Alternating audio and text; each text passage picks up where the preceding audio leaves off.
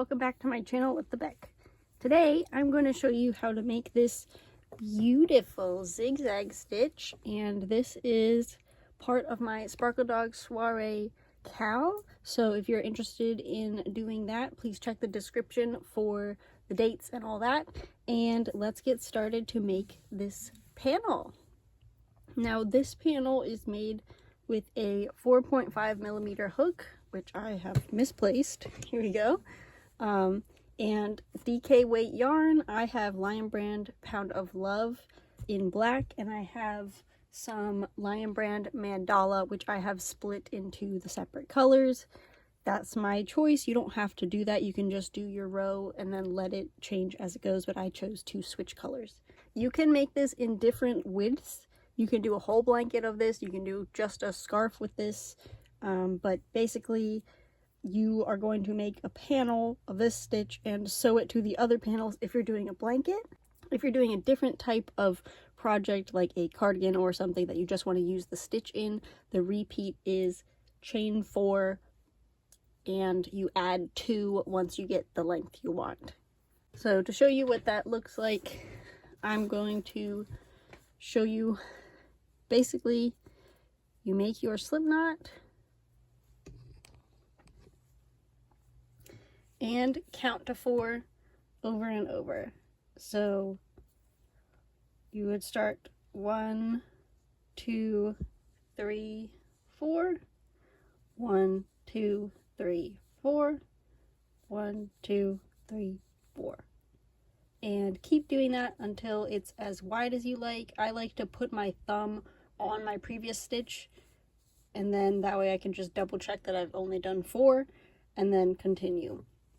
If you're making the blanket panel, you will need to chain 178 and then finish off. If you are not, you're going to do that multiple of 4 and then add 2 at the very end. Now for this pattern, we're going to finish off after doing that. So I just hold my stitch to make sure it doesn't get sucked up and also closed up the way that the finishing stitch will. But now you can see there's our finishing off stitch, and then our other stitch is there. Now the reason we're finishing off is to keep the ends even, because in the event that you want to abandon this whip, you can just have a bunch of scarves instead, and you can leave these attached as part of a tassel, which you can add later. But since we're just doing a panel today, I'm gonna leave it as this short of a repeat. If you're doing the blanket, again, you know how many chains you have to do. Next, we're going to take the same color black. We're going to make a slip knot and put that on our hook, and then we're going to do a standing double crochet into the first stitch here. So I prefer to work into the back bump of my stitches. So you can see here there's a little V shape. I prefer to work right behind that into this bump. So what we're going to do to make our standing double crochet is have our slip knot on our hook. We're going to yarn over while holding that down with our finger. Then we're going to insert our hook into the chain, yarn over and pull through, and then yarn over, pull through twice to complete our double crochet as normal. Next, we're going to skip 1 stitch. So here's number 1, here's number 2, and I sometimes put my hook in just to stretch it open a little bit so I know where I'm going, because if your stitch count gets off, it can impact the rest of your blanket. So I just like to make sure I know where I'm going. Now we're going to do a V, which is comprised of two double crochet bobbles with some chains. So to do that, we're going to go in as if we're going to do a regular double crochet, but stop before the final pull through 2. And instead of doing that, we're going to yarn over and go back into that same stitch, yarn over, pull through the stitch. We'll have 4 loops on our hook. We're going to yarn over and pull through 2. And now you can see that we have 2 halfway finished double crochets and 3 loops on our hook. We're now going to yarn over and pull through all 3 for our first bobble. Next, we're going to chain 2 And that reminds me that this says chain 1, but I promise it's chain 2. And then we're going to do another bobble into the same space. So we're going to yarn over, go into the space, pull through a loop, pull through 2, yarn over, go into the same space, pull a loop. We have 4 loops. We're going to pull through 2 and pull through 3. That is our first V. And it's a little bit clunky because the first row, but the other ones will help even it out. Now the repeat for this row is skip 3 and then make the V. So we're going to count 1, 2, 3. We're going to skip those. So into the 4th one, I'm going to just pull that up a little bit so I know where the 4th one is. And then I'm going to continue making my V's with my bobbles. And then a chain 2, and then another bobble in the same spot. And when you really get going with this pattern, you can do it pretty quickly. Now again, I'm going to count 1, 2, 3, 4, so I know I'm going to be working into the bigger loop. Do my V's.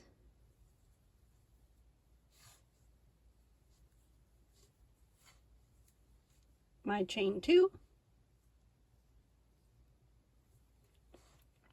and the other bobble of the V.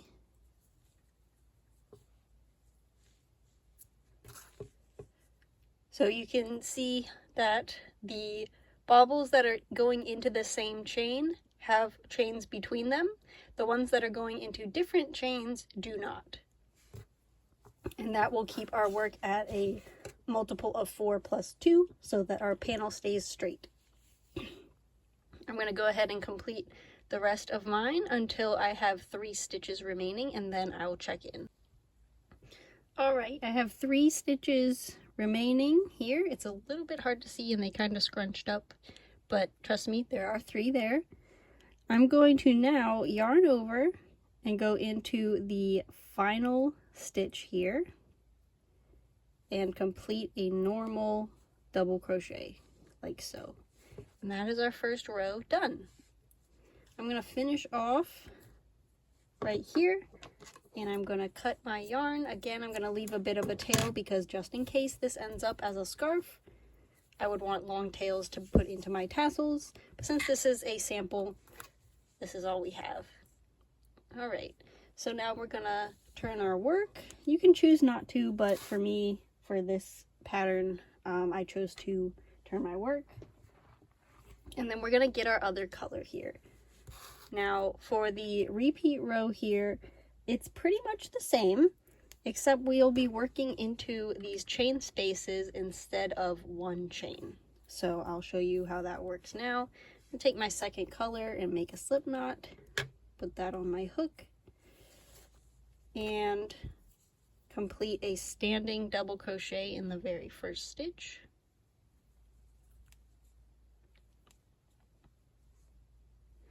Now I'm going to do my V into these chain spaces around the chain. So I'm going to do my first bobble.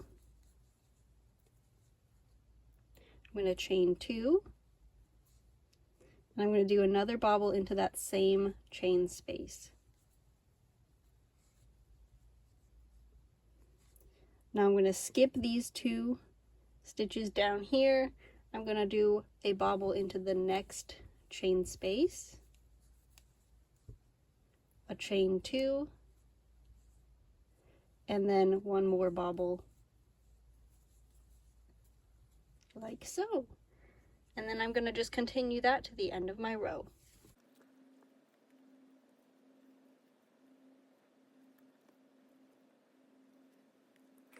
Alright, once I've done my last V here, I've got 2 stitches remaining.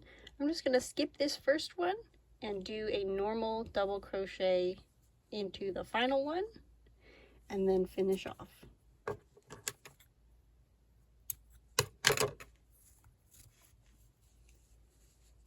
Now, if you are doing your own project, your own blanket of just this stitch or a scarf of just this stitch, you can do however many rows you want, however many colors you want.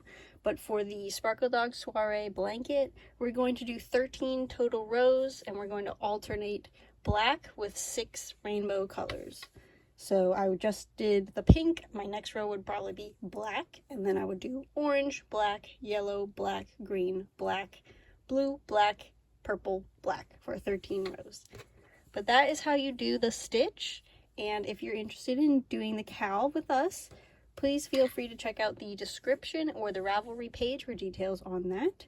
If you make something with this pattern or stitch, please feel free to show me online on Instagram or YouTube if you want to make your own video about it. And I would love to see you on some more of my videos. So feel free to leave me a comment, a thumbs up, and subscribe. And I'll see you in my next one. Bye!